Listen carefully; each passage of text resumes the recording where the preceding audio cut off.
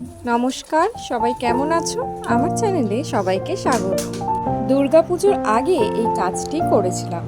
প্রথমে পিচবোর্ডকে এরকম love shape করে কেটে নিয়েছি।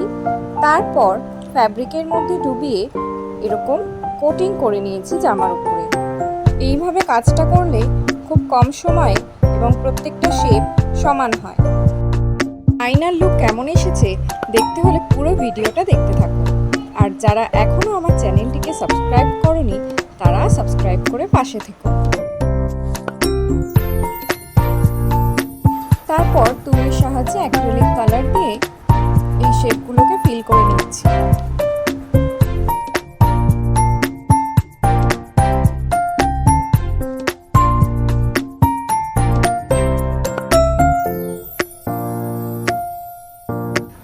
এইভাবে খুব সহজে তোমরাও তোমাদের জামা পেইন্ট করতে পারবে।